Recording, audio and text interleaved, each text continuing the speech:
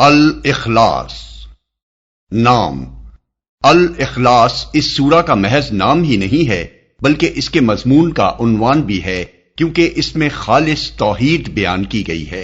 قرآن مجید کی دوسری سورتوں میں تو بالعموم کسی ایسے لفظ کو ان کا نام قرار دیا گیا ہے جو ان میں وارد ہوا ہو، لیکن اس سورہ میں لفظ اخلاص کہیں وارد نہیں ہوا ہے۔ اس کو یہ نام اس کے معنی کے لحاظ سے دیا گیا ہے۔ زمانہ نزول،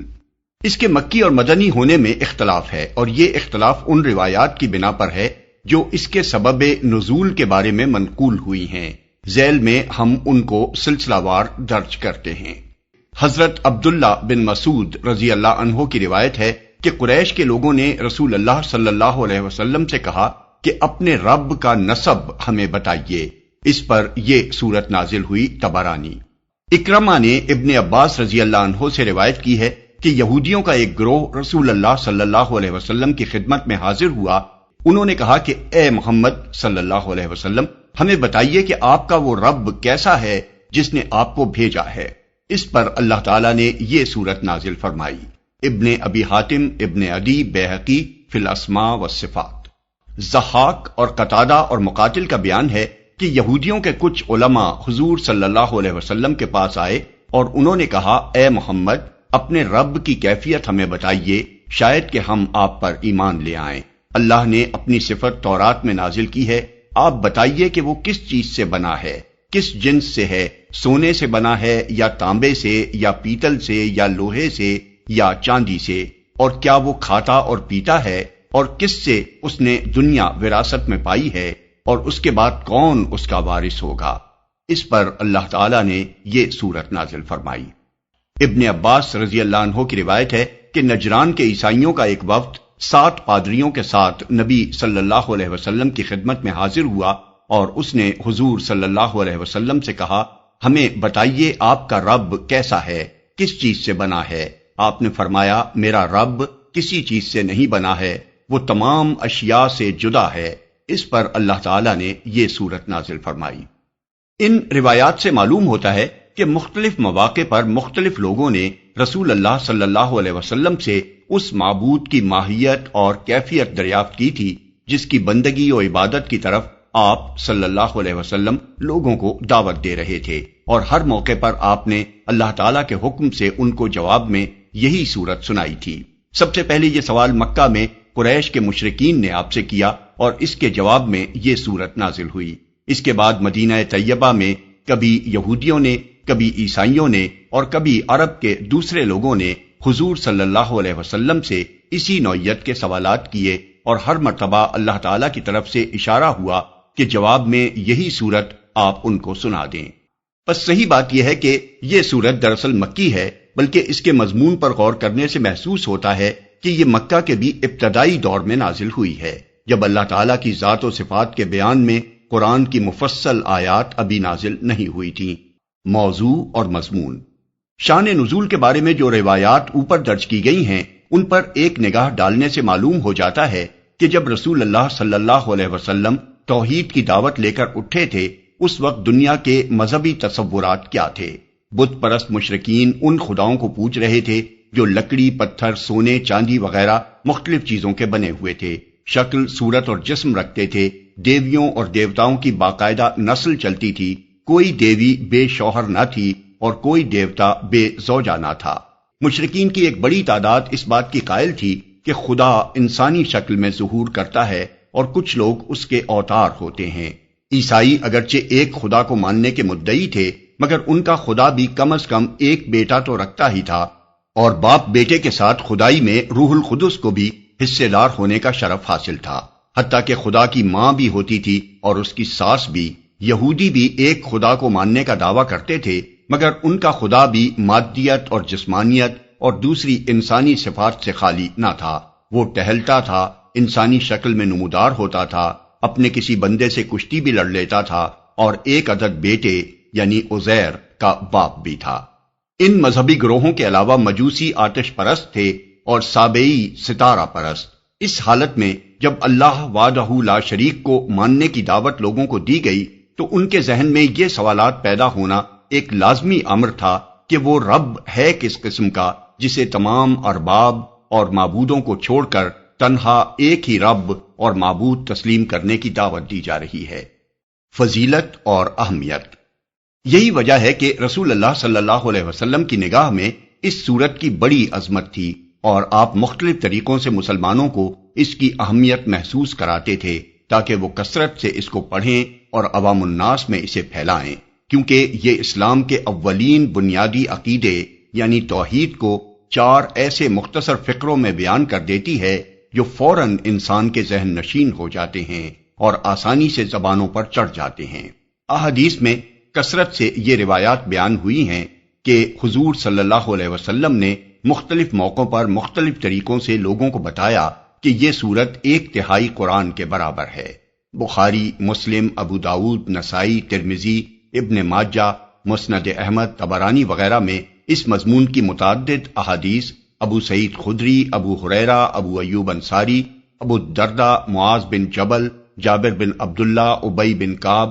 ام کلثوم بنت عقبہ بن ابی معیط، ابن عمر، ابن مسعود، قتادہ بن نعمان، انس بن مالک اور ابو مسعود رضی اللہ تعالی عنہم اجمعین سے منقول ہوئی ہیں۔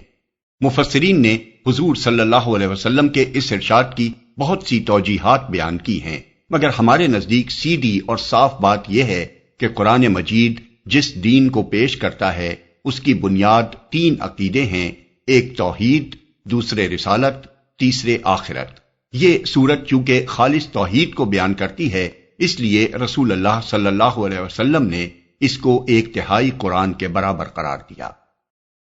بسم اللہ الرحمن الرحیم۔ شروع اللہ کے نام سے جو رحمان و رحیم ہے۔ قل هو اللہ احد۔ کہو وہ اللہ ہے یکتا۔ کہو۔ اس حکم کے اولین مخاطب تو رسول اللہ صلی اللہ علیہ وسلم ہیں، لیکن حضور کے بعد ہر مومن اس کا مخاطب ہے۔ اسے بھی وہی بات کہنی چاہیے جس کے کہنے کا حکم حضور صلی اللہ علیہ وسلم کو دیا گیا تھا۔ وہ اللہ ہے۔ یہ ان سوال کرنے والوں کی بات کا پہلا جواب ہے، اور اس کا مطلب یہ ہے کہ میں کوئی نیا رب لے کر نہیں آ گیا ہوں جس کی عبادت دوسرے سب معبودوں کو چھوڑ کر میں تم سے کروانا چاہتا ہوں، بلکہ وہ وہی ہستی ہے جس کو تم اللہ کے نام سے جانتے ہو۔ اللہ عربوں کے لیے کوئی اجنبی لفظ نہ تھا۔ قدیم ترین زمانے سے وہ خالق کائنات کے لیے یہی لفظ استعمال کر رہے تھے، اور اپنے دوسرے معبودوں میں سے کسی پر بھی اس کا اطلاق نہیں کرتے تھے۔ دوسرے معبودوں کے لیے ان کے ہاں الہ کا لفظ رائج تھا۔ پھر اللہ کے بارے میں ان کے جو عقائد تھے ان کا اظہار اس موقع پر خوب کھل کر ہو گیا تھا جب ابرہہ نے مکہ پر چڑھائی کی تھی۔ اس وقت خانہ کعبہ میں 360 الہوں کے بت موجود تھے، مگر مشرکین نے ان سب کو چھوڑ کر صرف اللہ سے دعائیں مانگی تھیں کہ وہ اس بلا سے ان کو بچائے۔ کعبہ کو بھی وہ ان الہوں کی نسبت سے بیت الالہہ نہیں بلکہ اللہ کی نسبت سے بیت اللہ کہتے تھے۔ قرآن میں جگہ جگہ یہ بتایا گیا ہے کہ اللہ تعالیٰ کے بارے میں مشرکین عرب کا عقیدہ کیا تھا۔ وہی کائنات کا پیدا کرنے والا اور سورج و چاند کو مسخر بنائے رکھنے والا، وہی پانی برسانے والا اور روزی دینے والا ہے، وہی دعائیں سننے والا اور پناہ دینے والا ہے، وہی سارے نظام عالم کی تدبیر کرنے والا اور زمین و آسمان عرش اعظم کا مالک ہے۔ یہ آیات بتاتی ہیں کہ جب لوگوں نے پوچھا وہ تمہارا رب کون ہے اور کیسا ہے جس کی بندگی و عبادت کی طرف تم ہمیں بلاتے ہو، تو انہیں جواب دیا گیا هو اللہ، وہ اللہ ہے۔ اس جواب سے خود بخود یہ مطلب نکلتا ہے کہ جسے تم خود اپنا اور ساری کائنات کا خالق، مالک، رازق اور مدبر و منتظم مانتے ہو، اور سخت وقت آنے پر جسے دوسرے سب معبودوں کو چھوڑ کر مدد کے لیے پکارتے ہو، وہی میرا رب ہے اور اسی کی بندگی کی طرف میں تمہیں بلاتا ہوں۔ اس جواب میں اللہ تعالیٰ کی تمام صفات کمالیہ آپ سے آپ آ جاتی ہیں، اس لیے کہ یہ بات سرے سے قابل تصور ہی نہیں ہے کہ کائنات کو پیدا کرنے والا اس کا انتظام اور اس کے معاملات کی تدبیر کرنے والا، اس میں پائی جانے والی تمام مخلوقات کو رزق دینے والا اور مصیبت کے وقت اپنے بندوں کی مدد کرنے والا زندہ نہ ہو، سنتا اور دیکھتا نہ ہو، قادر مطلق نہ ہو، علیم اور حکیم نہ ہو، رحیم اور کریم نہ ہو، اور سب پر غالب نہ ہو۔ یکتا۔ نحوی قواعد کی روح سے علماء نے هو اللہ احد کے متعدد ترکیبیں بیان کی ہیں، مگر ہمارے نزدیک ان میں سے جو ترکیب اس مقام کے لیے پوری مناسبت رکھتی ہے وہ یہ ہے کہ ہوا مبتدا ہے، اللہ اس کی خبر ہے، اور احد اس کی دوسری خبر ہے۔ اس ترکیب کے لحاظ سے اس جملے کا مطلب یہ ہے کہ وہ جس کے بارے میں تم لوگ سوال کر رہے ہو اللہ ہے، یکتا ہے۔ دوسرا مطلب یہ بھی ہو سکتا ہے، اور زبان کے لحاظ سے غلط نہیں ہے، کہ وہ اللہ ایک ہے۔ یہاں سب سے پہلے یہ بات سمجھ لینی چاہیے کہ اس جملے میں اللہ تعالیٰ کے لیے لفظ احد جس طرح استعمال کیا گیا ہے وہ عربی زبان میں اس لفظ کا غیر معمولی استعمال ہے۔ نزول قرآن سے پہلے کی عربی زبان میں اس امر کی کوئی نظیر نہیں ملتی کہ محض لفظ احد وصف کے طور پر کسی شخص یا چیز کے لیے بولا گیا ہو، اور نزول قرآن کے بعد یہ لفظ صرف اللہ تعالیٰ کی ذات کے لیے استعمال کیا گیا ہے، دوسرے کسی کے لیے بھی استعمال نہیں کیا گیا۔ اس غیر معمولی طرز بیان سے خود بخود یہ ظاہر ہوتا ہے کہ یکتا و یگانہ ہونا اللہ کی خاص صفت ہے،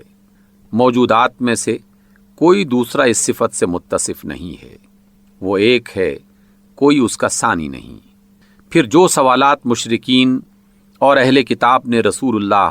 صلی اللہ علیہ وسلم سے آپ کے رب کے بارے میں کیے تھے، ان کو نگاہ میں رکھتے ہوئے دیکھیے کہ هو اللہ کہنے کے بجائے احد کہہ کر ان کا جواب کس طرح دیا گیا ہے۔ اولاً اس کے معنی یہ ہیں کہ وہی اکیلا رب ہے، کسی دوسرے کا ربوبیت میں کوئی حصہ نہیں ہے، اور چونکہ الہ معبود وہی ہو سکتا ہے جو رب مالک و پروردگار ہو، اس لیے الوہیت میں بھی کوئی اس کا شریک نہیں۔ ثانیاً اس کے معنی یہ بھی ہیں کہ وہی تنہا کائنات کا خالق ہے، تخلیق کے اس کام میں کوئی اور اس کا شریک نہیں ہے، وہی اکیلا مالک الملک ہے، نظام عالم کا مدبر و منتظم ہے، اپنی مخلوقات کا رزق رساں ہے، اور آڑے وقت میں مدد کرنے والا فریاد رس ہے۔ خدائی کے ان کاموں میں جن کو تم خود مانتے ہو کہ یہ اللہ کے کام ہیں، کسی دوسرے کا قطعاً کوئی حصہ نہیں ہے۔ ثالثاً اس کے معنی یہ بھی ہیں، نمبر ایک، وہی ایک خدا ہمیشہ سے ہے اور ہمیشہ رہے گا، نہ اس سے پہلے کوئی خدا تھا نہ اس کے بعد کوئی خدا ہوگا۔ نمبر دو، خداؤں کی کوئی جنس نہیں ہے جس کا وہ فرد ہو، بلکہ وہ اکیلا خدا ہے اور کوئی اس کا ہم جنس نہیں ہے۔ نمبر تین، اس کی ذات محض واحد نہیں بلکہ احد ہے، جس میں کسی حیثیت سے بھی کثرت کا کوئی شائبہ نہیں ہے، وہ اجزاء سے مرکب وجود نہیں جو قابل تجزیہ و تقسیم ہو، جو کوئی شکل اور صورت رکھتا ہو، جو کسی جگہ میں رہتا ہو یا کوئی چیز اس کے اندر جگہ پاتی ہو، جس کا کوئی رنگ ہو، جس کے کچھ اعضاء ہوں، جس کی کوئی سمت اور جہت ہو، جس کے اندر کسی قسم کا تغیر و تبدل ہوتا ہو، تمام اقسام کی کثرتوں سے بالکل پاک اور منزہ۔ وہ ایک ہی ذات ہے جو ہر لحاظ سے احد ہے۔ اس مقام پر یہ بات اچھی طرح سمجھ لینی چاہیے کہ عربی زبان میں واحد کا لفظ بالکل اس طرح استعمال ہوتا ہے جس طرح ہم اردو میں ایک کا لفظ استعمال کرتے ہیں۔ بڑی سی بڑی کثرتوں پر مشتمل کسی مجموعے کو بھی اس کی مجموعی حیثیت کے ساتھ واحد یا ایک کہا جاتا ہے، جیسے ایک آدمی، ایک قوم، ایک ملک، ایک جہان، حتیٰ کہ کائنات اور کسی مجموعے کے ہر جز کو الگ الگ بھی ایک ہی کہا جاتا ہے۔ لیکن احد کا لفظ اللہ تعالیٰ کے سوا کسی کے لیے استعمال نہیں کیا جاتا۔ اس لیے قرآن مجید میں جہاں بھی اللہ تعالیٰ کے لیے واحد کا لفظ استعمال ہوا ہے وہاں الہ واحد، ایک ہی معبود، یا اللہ الواحد القہار،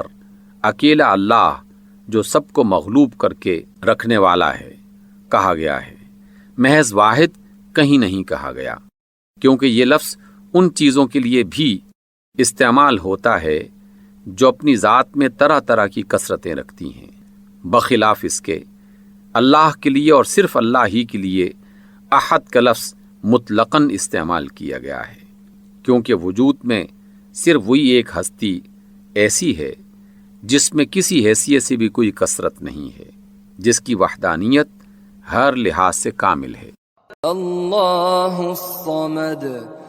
اللہ سب سے بے نیاز ہے اور سب اس کے محتاج ہیں۔ اصل میں لفظ صمد استعمال کیا گیا ہے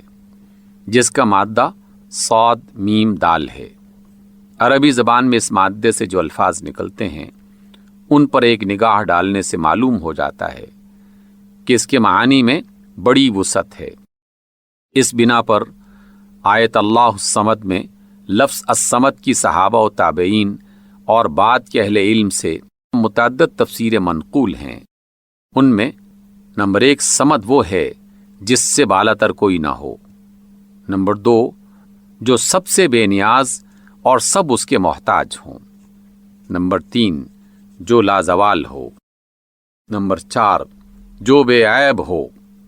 نمبر 5 جس پر کوئی آفت نہ آتی ہو، نمبر 6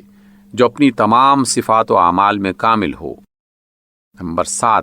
جس کی صفت سے کوئی دوسرا متصف نہ ہو، نمبر 8 جو نہ کھاتا ہو نہ پیتا ہو، نمبر 9 جو اپنی سیادت میں، اپنے شرف میں، اپنی عظمت میں، اپنے حلم اور بردباری میں، اپنے علم میں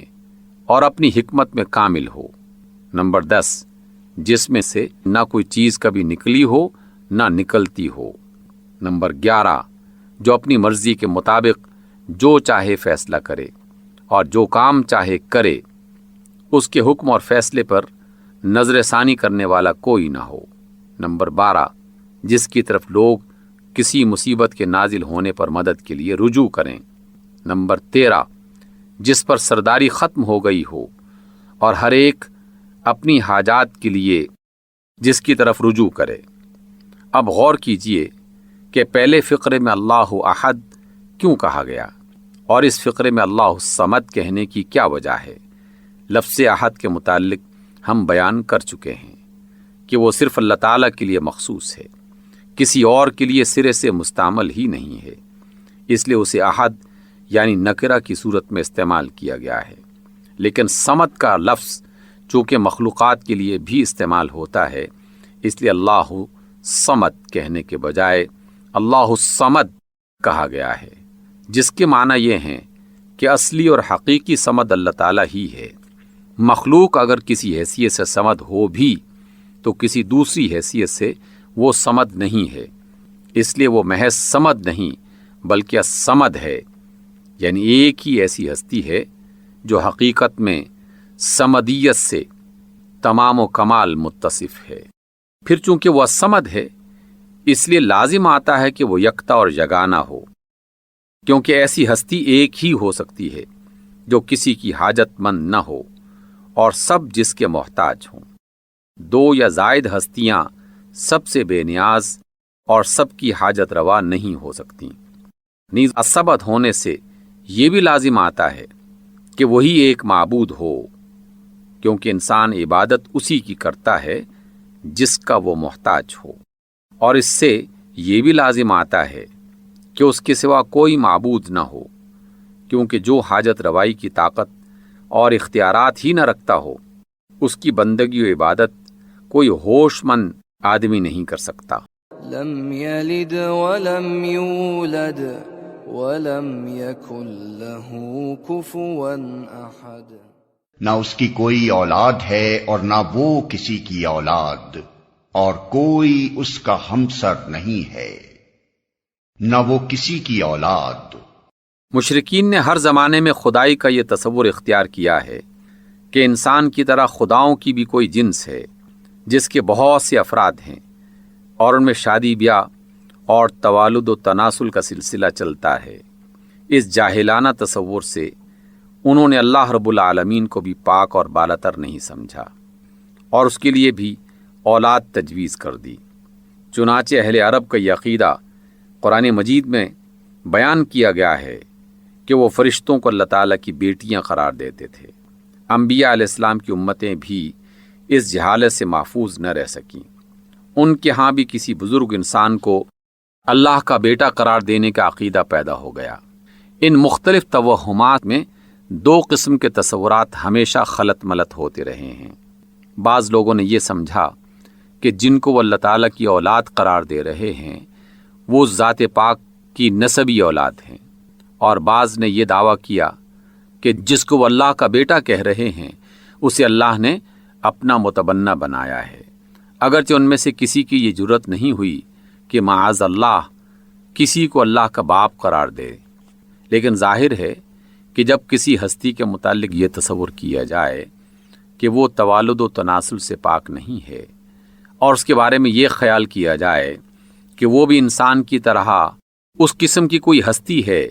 جس کے ہاں اولاد پیدا ہوتی ہے اور جس کو لاولد ہونے کی صورت میں کسی کو بیٹا بنانے کی ضرورت پیش آتی ہے، تو پھر انسانی ذہن اس گمان سے محفوظ نہیں رہ سکتا کہ اسے بھی کسی کی اولاد سمجھے۔ یہی وجہ ہے کہ جو سوالات رسول اللہ صلی اللہ علیہ وسلم سے پوچھے گئے تھے ان میں سے ایک سوال یہ تھا کہ اللہ کا نسب کیا ہے، اور دوسرا یہ کہ کس سے اس نے اپنی دنیا کی میراث پائی ہے اور کون اس کے بعد وارث ہوگا۔ ان جاہلانہ مفروضات کا اگر تجزیہ کیا جائے تو معلوم ہو جاتا ہے کہ منطقی طور پر ان کو فرض کر لینے سے کچھ اور چیزوں کو بھی فرض کرنا لازم آتا ہے۔ اول یہ کہ خدا ایک نہ ہو بلکہ خداؤں کی کوئی جنس ہو اور اس کے افراد خدائی کے اوصاف، افعال اور اختیارات میں شریک ہوں۔ دوم یہ کہ اولاد کا کوئی تصور اس کے بغیر نہیں کیا جا سکتا، کہ نر و مادہ میں اتصال ہو اور کوئی مادہ باپ اور ماں کے جسم سے نکل کر بچے کی شکل اختیار کرے۔ پس اللہ کے لیے اولاد فرض کرنے سے لازم آتا ہے کہ معاذ اللہ وہ ایک مادی اور جسمانی وجود ہو، اس کی ہم جنس کوئی اس کی بیوی بھی ہو اور اس کے جسم سے کوئی مادہ بھی خارج ہوتا ہو۔ سوم یہ کہ توالد و تناسل کا سلسلہ جہاں بھی ہے اس کی علت یہ ہے کہ افراد فانی ہوتے ہیں اور ان کی جنس کے باقی رہنے کے لیے ناگزیر ہوتا ہے کہ ان سے اولاد پیدا ہو جس سے ان کی نسل آگے چلے۔ پس اللہ کے لیے اولاد فرض کرنے سے یہ بھی لازم آتا ہے کہ وہ بذات خود معاذ اللہ فانی ہو اور باقی رہنے والی چیز خداؤں کی نسل ہو، نہ کہ ذات خدا۔ چہارم یہ کہ کسی کو متبنہ بنانے کی غرض یہ ہوتی ہے کہ ایک لاولد شخص اپنی زندگی میں کسی مددگار کا اور اپنی وفات کے بعد کسی وارث کا حاجت مند ہوتا ہے، لہٰذا اللہ تعالیٰ کے لیے یہ فرض کرنا کہ اس نے کسی کو بیٹا بنایا ہے، اس ذات پاک کی طرف لازماً وہی سب کمزوریاں منسوب کرنا ہے جو فانی اشخاص میں پائی جاتی ہیں۔ ان تمام مفروضات کی جڑ اگرچہ اللہ تعالیٰ کو احد اور الصمد کہنے سے ہی کٹ جاتی ہے، لیکن اس کے بعد یہ ارشاد فرمانے سے کہ نہ اس کی کوئی اولاد ہے اور نہ وہ کسی کی اولاد ہے، اس معاملے میں کسی اشتباہ کی گنجائش بھی باقی نہیں رہتی۔ پھر چونکہ ذات باری کے حق میں یہ تصورات شرک کے اہم ترین اسباب میں سے ہیں، اس لیے اللہ تعالیٰ نے صرف سورہ اخلاص ہی میں ان کی صاف صاف اور قطعی اور حتمی تردید کرنے پر اکتفا نہیں فرمایا، بلکہ جگہ جگہ اس مضمون کو مختلف طریقوں سے بیان کیا ہے تاکہ لوگ حقیقت کو پوری طرح سمجھ لیں۔ ہمسر نہیں ہے۔ اصل میں لفظ کفون استعمال ہوا ہے جس کے معنی ہے نظیر، مشابہ، مماثل، ہم رتبہ، مساوی۔ نکاح کے معاملے میں کف کا لفظ ہماری زبان میں بھی استعمال ہوتا ہے اور اس سے مقصود یہ ہوتا ہے کہ لڑکا اور لڑکی معاشرتی حیثیت سے برابر کی جوڑ ہوں۔ پس اس آیت کا مطلب یہ ہے کہ ساری کائنات میں کوئی نہیں ہے نہ کبھی تھا نہ کبھی ہو سکتا ہے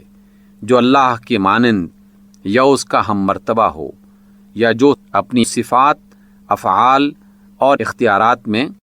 اس سے کسی درجہ میں بھی مشابہت رکھتا ہو۔ صدق اللہ العظیم۔